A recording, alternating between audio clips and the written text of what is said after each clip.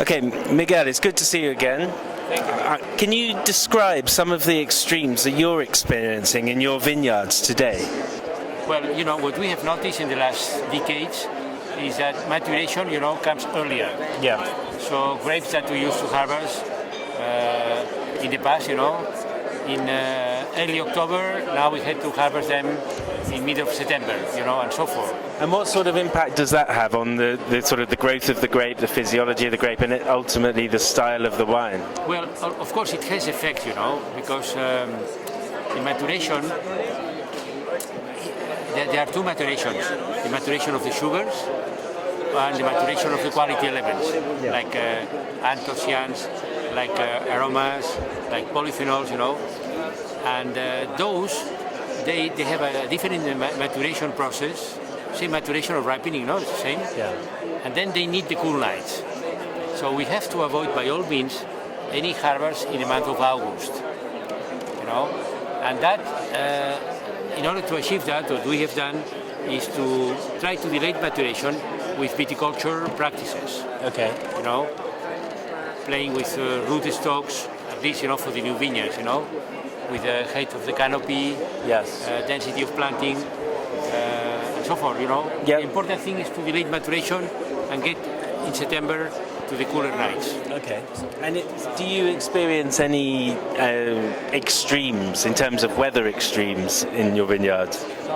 Well, we have, yes, in the last years, we have seen these, very short heat waves. They will last only maybe a couple of days. Yeah. And temperature could rise end of August to 42 degrees, which is totally abnormal. And then sometimes we have seen in some vineyards that if the soils don't have enough clay to store some water, yes, so if the soil is dry, then the vine can die. It becomes, the vine becomes very, very dry, the grapes becomes like resins, and eventually, it may die. And how much of that have you seen so far? No, not many, fortunately, Yeah. Maybe you see, 20 vines, 30 vines in one little corner of the vineyard. Okay, so not many, but our concern is that maybe that is going to increase. Yeah. So we are trying to run very fast in order to have more and more irrigation. Okay. We have now 40% of the vineyards are irrigated, and we hope to increase that every year. Okay, and do you have any issues with frost? Because I know you have high altitude vineyards in some places. Yes, of course, we have frost, and then for the frost, there is not much we can do. We can protect the vineyards against hail. Yes. But frost, sometimes we use ventilators, but not many times. It's very expensive. So, vintages like 2017, it costed us very much in terms of frost. Yeah. Okay. If you look at these kinds of impacts, and the data I've seen does show that on the current emissions trajectories that we're going to see more heat, more variance, more extremes. If they do you think the industry as a whole is really ready for it? Well, we have to adapt, There is no another way. We don't have a planet B, right? But yes, we have adaptation is possible. In the case of Chile, it's very clear, we keep moving more to the south. To the south, because then we have cooler climates. And in Chile, the transport of the grapes from one area to another is very easy. Yeah. It's very easy, and you can do it, it's legally acceptable, right? So our latest acquisition was in Itata Valley. We bought 250 hectares, I think. And then we have a river nearby, so we have plenty of water. Okay. And temperatures are a little better. In the case of Spain, Catalonia, we have moved to the area just close to the Pyrenees, the pre-Pyrenees, 1,000 meters of altitude. And they are already today, the best Riesling is coming from there. So that's it. And we still have, higher altitude. We still have 1,200, right, in the Pyrenees, where today it's not possible to plant. But maybe in 10 years, we will plant. So that's the only thing we can do, and try to delay maturation in the existing vineyards, right? Okay.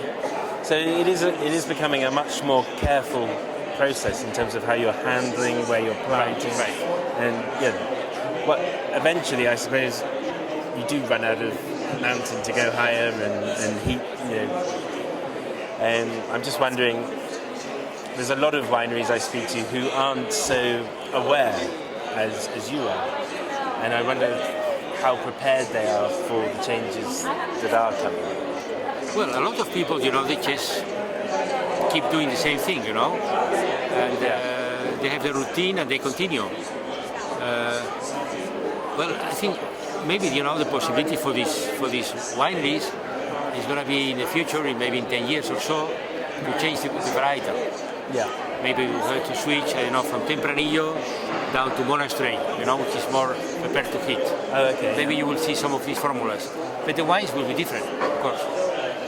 And one of the things that interested me is that you've started a kind of coalition to work with a lot of other wineries. Right. How's that going? Well, first we started in Spain, Yeah. in the Spanish Federation. Yeah. Now I am happy to be the president.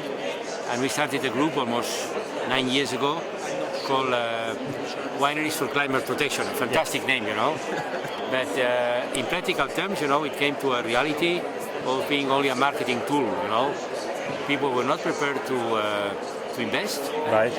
Today there are about 20 wineries there. But you see, they can buy green electricity. So what's the purpose? If you buy green electricity, you are not doing much.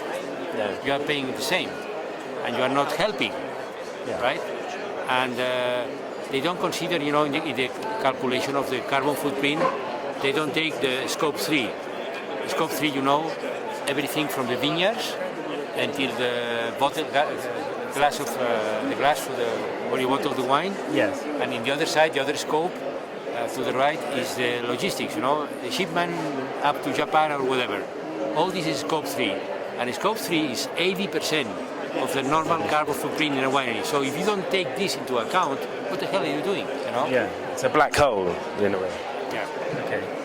So, but overall, you have... Now we have a new group, Now we Okay. have International Wineries for Climate Action that we have started with Jackson in California. Yes, of course. Maybe you've heard of it. Yes, I have heard of that. And how is that progressing? Well, that's going well. I think next month we are getting a recognition by one enthusiast in San Francisco. Yes. Where they are delivering us some award, and we're getting already, I think it's about 6 wineries willing to enter. We are now this gentleman that is with me, Mr. Rivas, he's part of the team that deals with them, and make sure that the audit is well done, that they achieve the terms of our protocol, because we have now a very serious protocol, right? To avoid any kind of marketing tool. It has to be serious. Yeah. Not greenwash. This is real action. Right. Yeah. In fact, that's a lot of people accuse this place of being a greenwash. but have you seen or have you looked at any technology, sort of engineering technology or anything like that you think has a potential to be deployable in the vineyard against heat stress or frost or anything like that? Well, in the vineyards, there are still things we are discovering constantly. For example, the plastic net we put to prevent the hail, this is delayed in maturation. So this is good in terms of what we want to do, to achieve, That's something we're going to use more and more. Also, we have already a little test with PVs, photovoltaic panels, on top of the vineyards, creating a little shadow, Well, small ideas like this. Just make it all right. sort of work together, kind of. Okay. But besides that, I don't see any new. Well, of course, electrical tractors. Electrical tractors. Oh, electrical tractors. They are already in the market. They are very expensive, but that's next step. Okay, but they'll come down eventually. Yes. So I suppose this kind of relates to the previous questions, but emissions are still rising year on year, and we've seen an increase this year of 0.7%. Last year was 2.6%, and I think they are going to come down because there'll be less coal use. But really, the situation from the experts I've spoken to at this conference doesn't look good for a number of reasons. But what's your level of optimism that we will get this situation under control? Because I mean, one thing they say about winemakers is that you're super sensitive to climate, so you see it before a lot of other people. Yeah, of course. We are the vineyards are like a thermometer, for climate change or climate emergency. We see this constantly. But for most people, this is not still a priority. Most people, they just continue, business as usual. And they continue to drive their cars, they continue to fly, they continue to eat meat, all the time. So there are very little changes. I think we would need, I'm saying this in my conference afterwards, we need, like Jeremy Rifkin is proposing, the American economists, we have to have, a tax on oil, a tax on oil. Fossil fuels. Make it more expensive, and maybe like they're doing in British Columbia, giving back this money to society, so that you don't create a prejudice for the poor, for the low end of the society. But we need that. We need to make really essential for people to move to electric cars. I'm finding now that wine lovers are starting to notice when they see vineyards around the world suffering. And we've had a lot of news in the last couple of years of Bordeaux and Spain, Portugal, so on. Do you think that wine journalism is doing enough to present the changes and social responsibilities that we all face as producers, commentators and consumers? Well, I think yes. I think the press has done the job. And I think I had many interviews in the last years and many people in the wine business. Yes, I think the press has done the job. But the problem is that the consumers still don't make the decision when they go to buy a bottle of wine. They don't think of what they read after a company that is doing an effort or something. We are now coming up with, I think it's in January, we have a new label.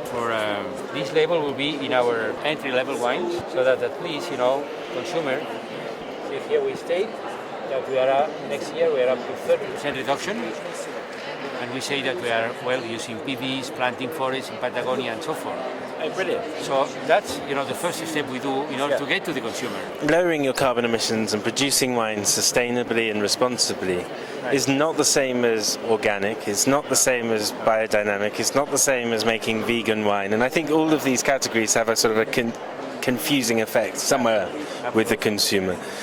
Because they think they're doing a good thing by buying these, and it might not be the case. Maybe even the contrary, organic wines, you maybe maybe you have more emissions in your vineyard than you have in a traditional vineyard. So, you know that, no? Yeah, I know. Yeah, I do. And that's really the point, is that there's no clear sustainability symbol. I mean, I know everyone's developing programs now, but there's a concern that some of those might be a bit too light. My hope is that, with this group that we created with Jackson, we're going to have, maybe in, 5 years or so, a large group of wineries that will join the group. The web is IWCA, wine.org. See? And maybe, there are going to be other groups also being created. So you start a trend? Yes, let's hope, no? Now, last time I spoke to you, you said that you hadn't noticed, this hadn't translated into, because you've done a lot of work over the years and a lot of communicating, and people associate this with your brand, but that hadn't necessarily converted into a return on investment.